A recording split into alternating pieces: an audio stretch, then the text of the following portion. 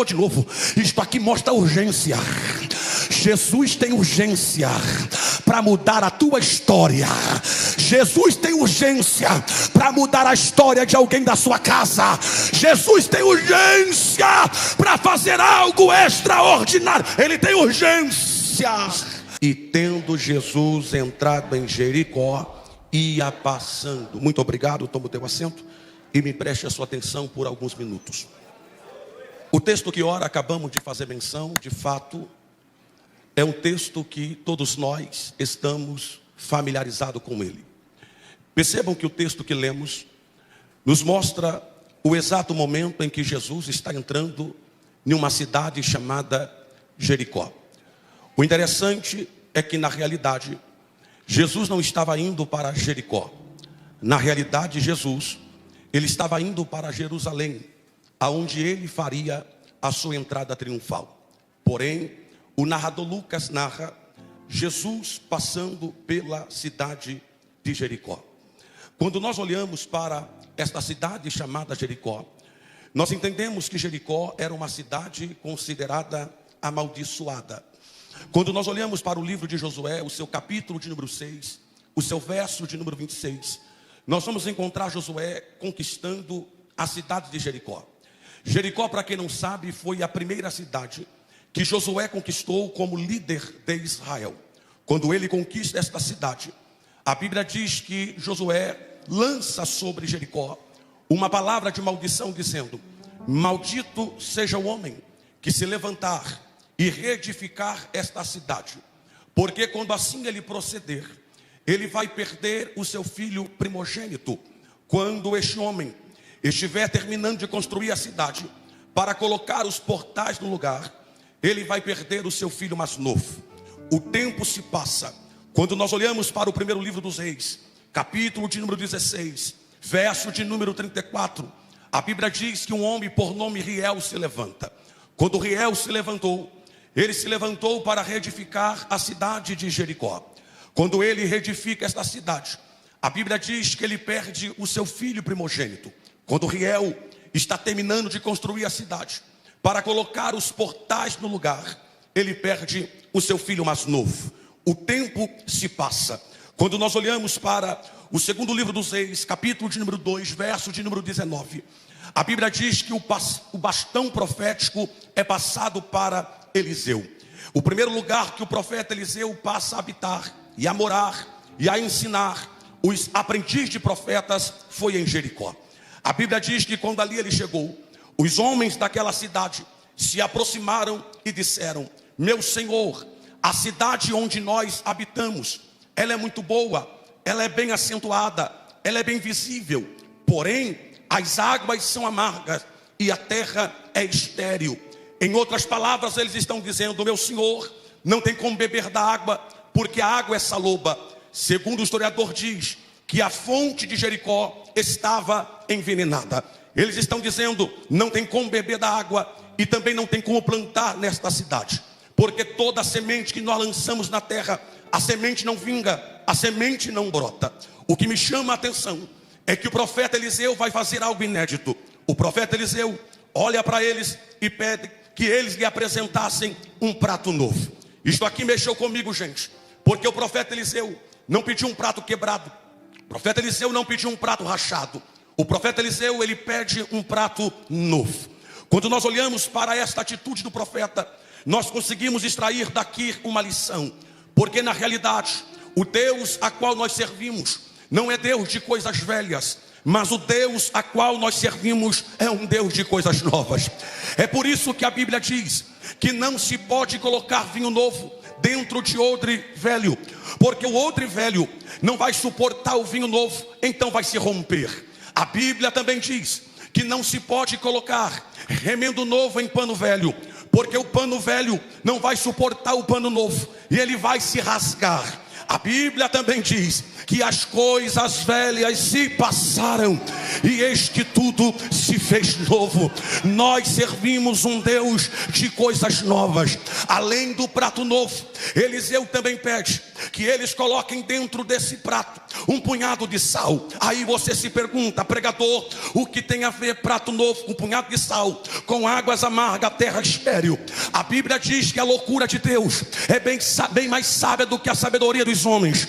O que você não consegue entender agora, fica tranquilo, porque mais tarde você compreenderá, porque Deus tem o controle de tudo na palma da sua mão. Ele pede, coloca dentro do prato um punhado de sal. Vocês sabem muito bem que a função do sal é dar sabor para o alimento.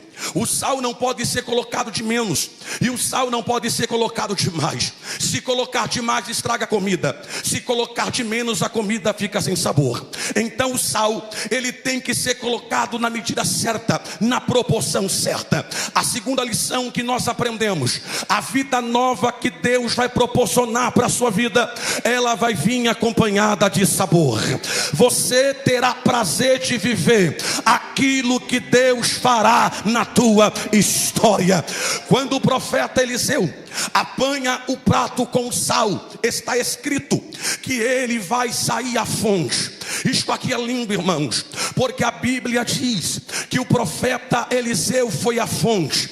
E uma coisa que Deus gosta de sarar é a fonte. Quer ver? Você lembra daquela mulher que há 12 anos padecia com uma hemorragia? Está escrito que ela veio por detrás da multidão, ela tocou na orla das vestes de Cristo, e a Bíblia diz: e logo se lhe secou a fonte do seu sangue. O que eu estou dizendo para a igreja é que esta noite Deus vai trabalhar na fonte do seu problema, na fonte da dificuldade.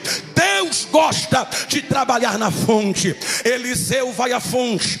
Quando ele chega na fonte, ele deita o sal e lança uma palavra profética dizendo: assim diz o Senhor, não haverá mais morte sobre as águas e nem esterilidade sobre a terra. Diz a Bíblia que quando ele lançou a palavra e deitou o sal, as águas que eram amargas se tornaram doce, e a terra que não produzia, ela passou a produzir. Aqui tem uma profecia, e a profecia é esta: aquilo que era amargo na sua vida vai se tornar doce, e aquilo que não produzia vai passar a produzir para a glória do Deus eterno. Aí você se pergunta: pregador, então a maldição de Jericó foi quebrada? Eu te digo que não. Quando Deus usou o profeta Eliseu, Deus usou o profeta para amenizar a dor da cidade.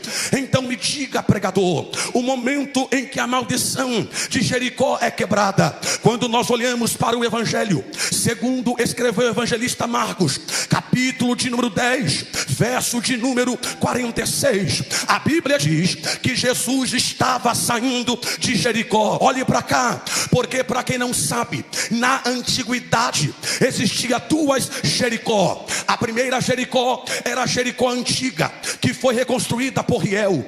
A segunda Jericó é a Jericó nova, que foi construída por Herodes. Quando nós olhamos para o evangelho segundo escreveu Marcos, capítulo 10, verso 46, Marcos está revelando a Jericó antiga. Mas quando nós lemos evangelho segundo escreveu o doutor Lucas, capítulo 19, verso 1, Lucas está revelando a Jericó nova. Eu estou dizendo para a igreja que quando Jesus adentrou a cidade de Jericó, a maldição que ali existia, ela foi quebrada. Eu vou melhorar para você da glória, porque quando eu olho para Jericó, eu faço um paralelo tanto com a minha vida e com a sua vida, porque antes de Jesus cruzar os portais da nossa vida, vivíamos debaixo de maldição, vivíamos debaixo de derrota, vivíamos debaixo de miséria. Mas o dia que Jesus cruzou os portais da nossa vida, toda a maldição que existia, ela foi quebrada para a glória de Deus. Quem acredita nesta verdade, jogue a mão para cima e solta aquele grito que o diabo não gosta.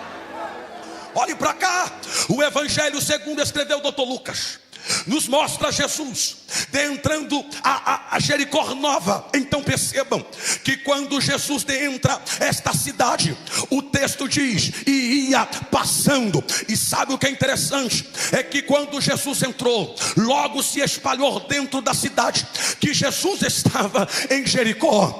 Dentro desta cidade tem um homem. E como é o nome deste homem? O nome deste homem é Zaqueu. O nome Zaqueu, para quem não sabe, quer dizer puro. Zaqueu, ele era um judeu que trabalhava para os romanos. Zaqueu era um homem considerado traidor da pátria. Zaqueu era odiado pelos judeus, porque Zaqueu trabalhava para os romanos. Mas eu preciso que vocês entendam que Zaqueu tem uma sede, pastor Alex. E a sede de Zaqueu não é sede por água. A sede de Zaqueu é de conhecer a pessoa de Cristo. Você já parou para meditar o que levou Zaqueu a ter esta sede? O que levou a Zaqueu a ter esta vontade de conhecer a pessoa de Cristo? Você lembra de Levi, que mais à frente Jesus chama ele de Mateus? Levi trabalhava na alfândega. Jesus passou pela alfândega, olhou para Levi e disse: me segue. Levi abandonou tudo e passou a seguir a Jesus. Lembre-se que Zaqueu, ele é o chefe dos cobradores de impostos. Quando ele fica sabendo disso, uma sede é gerada dentro dele, e ele quer conhecer a pessoa de Cristo. Ele quer saber quem é este que passou na alfândega, olhou para Levi, chamou Levi. Levi abandonou tudo e passou a seguir. Olhe para cá, Jesus agora está adentrando Jericó, porque ele estava indo para Jerusalém fazer a sua entrada triunfal. Quando Zaqueu fica sabendo que Jesus estava dentro da cidade, Zaqueu para tudo que está fazendo e ele corre para a entrada da cidade com a expectativa: hoje eu vou conhecer ele, hoje eu vou saber quem é ele, hoje eu vou saber quem é este rabino que passou na alfândega, olhou para Levi, chamou Levi, e Levi abandonou tudo. Zaqueu corre na expectativa de ver Jesus.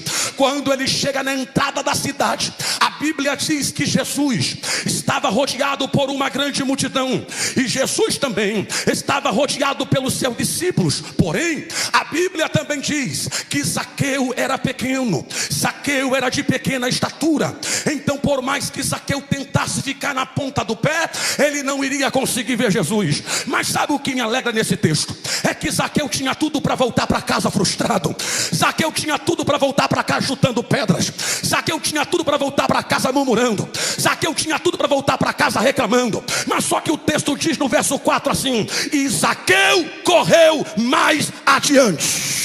O que isto quer dizer? A frustração não teve poder de neutralizar Zaqueu, porque o texto diz: e ele correu mais adiante.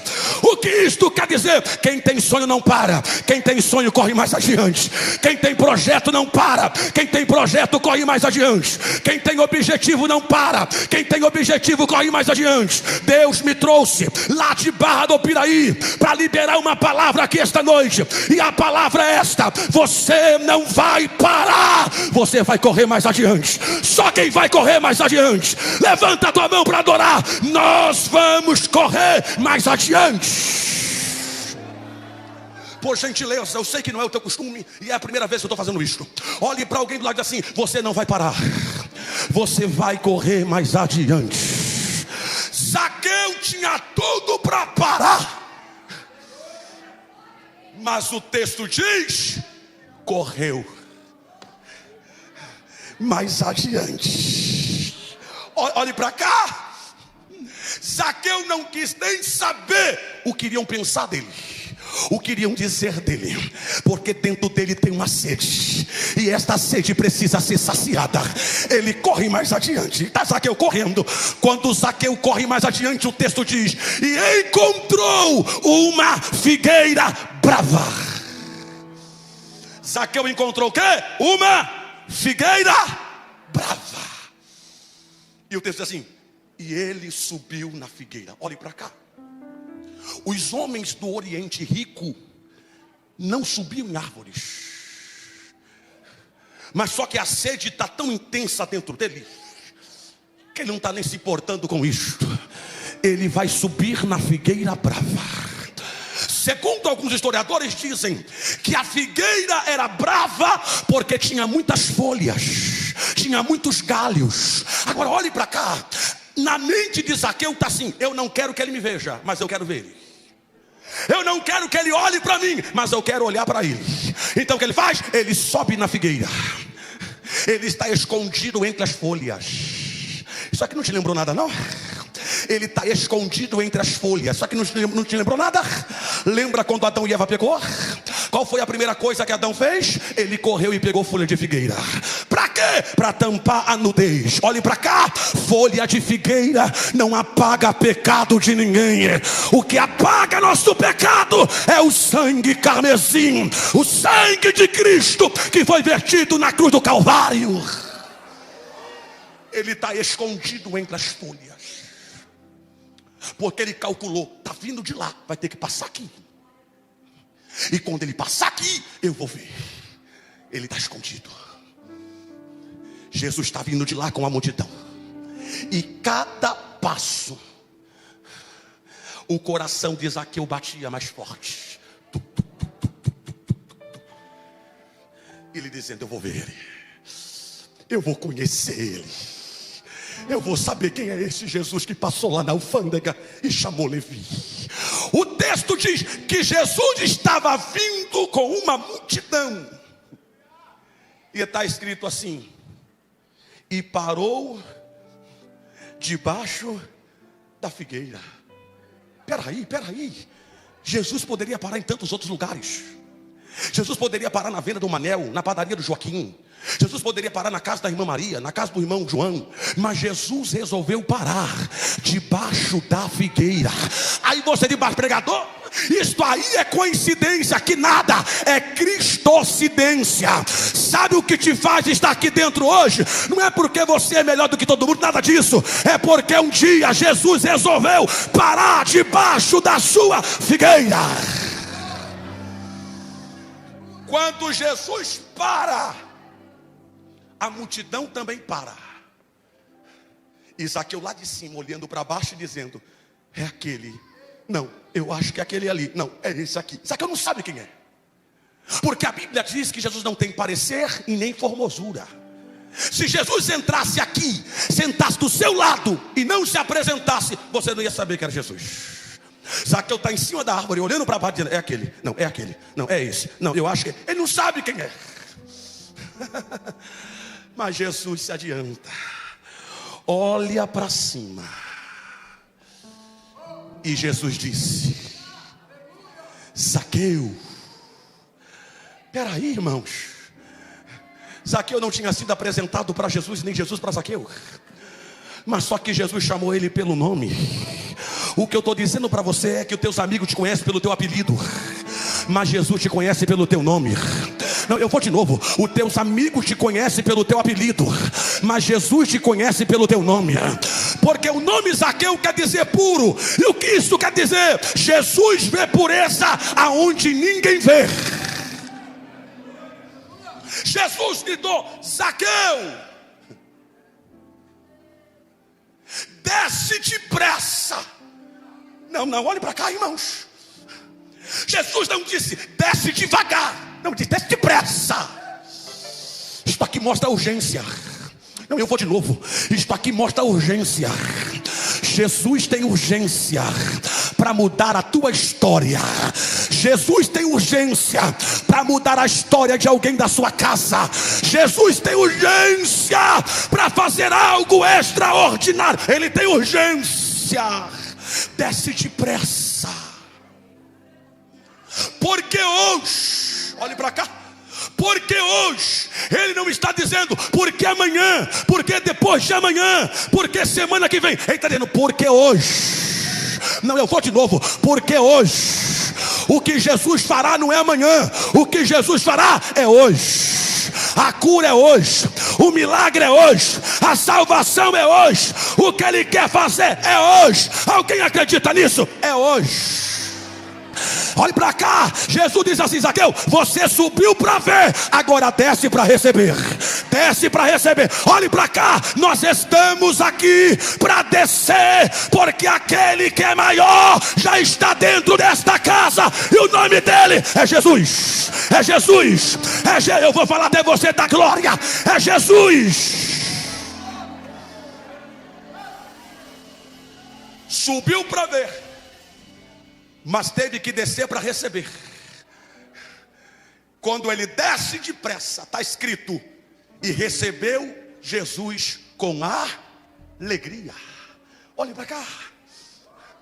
Quando ele recebe Jesus com alegria, está escrito assim: e começaram a dizer: vai entrar na casa de pecador? Não, eu vou de novo. Alguém da multidão começou a dizer: vai entrar na casa de pecador? Porque o fariseu é assim. O fariseu não vê o teu hoje, o fariseu vê o seu passado e te julga por ele. Não, eu vou de novo. Fariseu é assim. Fariseu não vê o seu hoje, não vê a sua transformação, não vê a sua mudança. O fariseu, ele olha para o seu passado e te julga por ele. Mas Jeová não é assim, porque do seu passado ele não lembra mais. E esta noite, querendo o fariseu ou não, ele vai entrar na sua casa. Alguém acredita nisso? Ele vai entrar.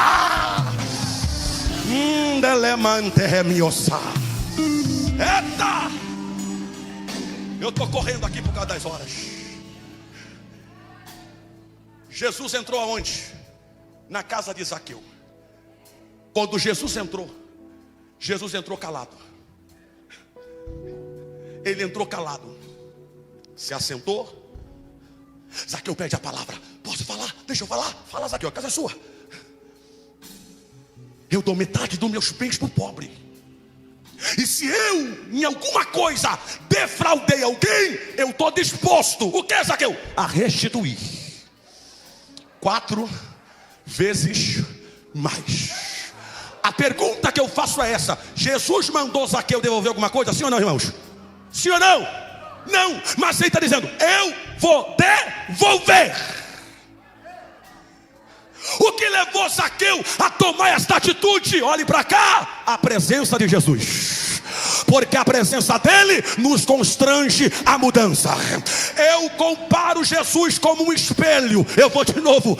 Eu comparo Jesus como um espelho. Olhe para cá. Eu acredito que todo mundo que está aqui dentro, antes de sair de casa, você se olhou no espelho. Por que você se olha no espelho? Eu vou falar com as irmãs, porque as irmãs são mais vaidosas do que os homens.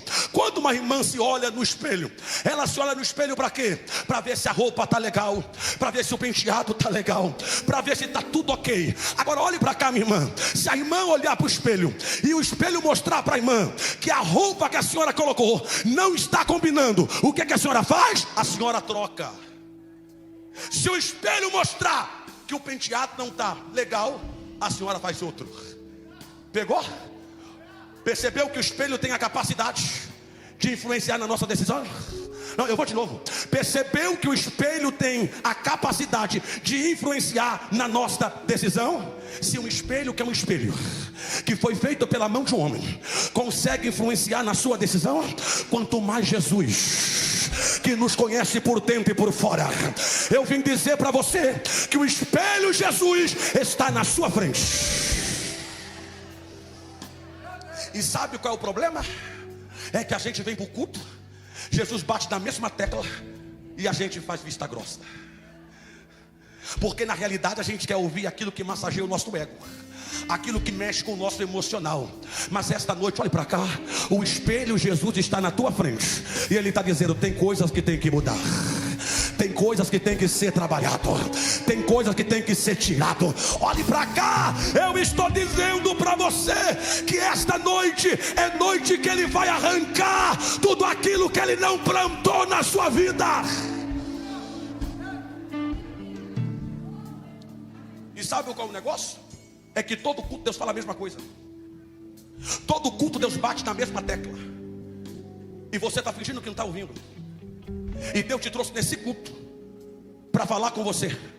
Tem coisas que tem que ser mudado, tem coisas que tem que ser arrancado, tem coisa te atrapalhando a ter uma comunhão mais plena com o Espírito de Deus.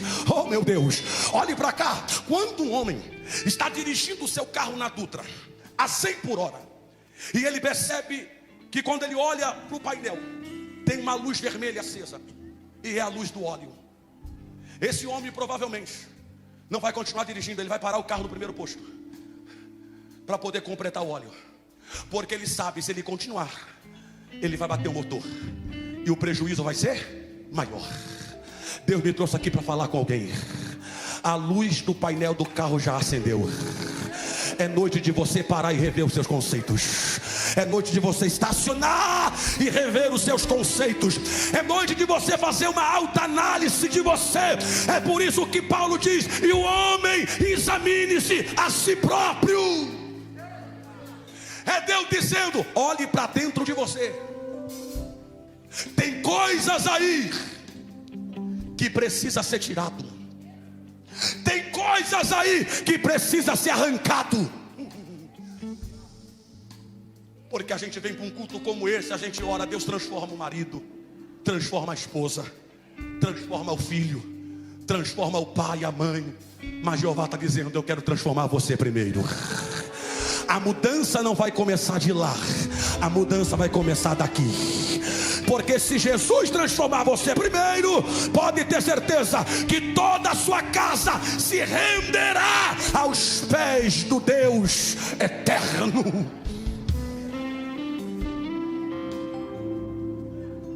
Jesus não só entrou na casa de Zaqueu, Jesus entrou na cidade de Zaqueu. Jesus entrou no caminho de Zaqueu. Jesus entrou na casa de Zaqueu. Jesus entrou no coração de Zaqueu. E Jesus entrou na finança de Zaqueu. Zaqueu está dizendo: eu estou disposto a restituir 4 vezes mais. Quando ele dá esta declaração, está escrito: e Jesus diz: hoje veio, era para você ter dado glória. Por quê? Porque o diálogo de Jesus começou com a palavra hoje e terminou com a palavra hoje. Jesus começou: hoje me convém pousar na sua casa. E ele terminou dizendo: hoje veio a salvação a esta casa, porque este também é um filho de Abraão. O que isso quer dizer, pregador? O que ele quer fazer é hoje. E a pergunta que eu te faço é essa: quem da sua casa que um dia esteve no altar de Deus e hoje não está mais? E Deus está dizendo: através de você eu vou mudar o coração desta pessoa e vou colocar aqui para adorar o meu nome. Eu termino dizendo: a vida de Zaqueu foi mudada porque Jesus entrou na história dele. O que eu estou dizendo para você é que Jesus está entrando na tua história e ele vai escrever algo novo. Eu corri porque eu quero orar, porque enquanto nós estamos aqui, Deus vai visitar alguém da sua casa. Eu sei que tem gente que está nesse momento me assistindo em casa. Jesus vai entrar na sua casa agora. Eu quero convidar, com a permissão do pastor Alex, os irmãos ficarem de pé, porque nós vamos orar agora. Isso, isso. Oh, aleluia. Levanta a tua mão para o céu, por favor. Levanta outra se você puder. Isso. Oh, glória a Deus. Será que você tem um aleluia para Ele? Será que você tem um glória para dar para Ele? Porque enquanto nós estamos aqui, Ele está entrando na nossa casa agora. Meus irmãos, a paz do Senhor Jesus. Eu sou o pastor Clésio Gomes, vice-presidente da CADEV. Estou vindo aqui primeiramente para agradecer por você ter participado conosco desse culto online, ter escutado esta palavra que eu tenho certeza que fez grande diferença em sua vida. Gostaria de te pedir que você não deixe de compartilhar esse vídeo, que você se inscreva em nossos canais e agradecer também a todos aqueles que têm ofertado com amor na obra de Deus. Através das suas ofertas, nós iremos conseguir expandir os nossos campos, as nossas igrejas, as nossas congregações, e nós contamos com a sua ajuda. Seja um ofertante fiel, seja um dizimista fiel da casa do Senhor, para que juntos possamos fazer com que a obra de Deus continue crescendo. Deus abençoe a todos vocês.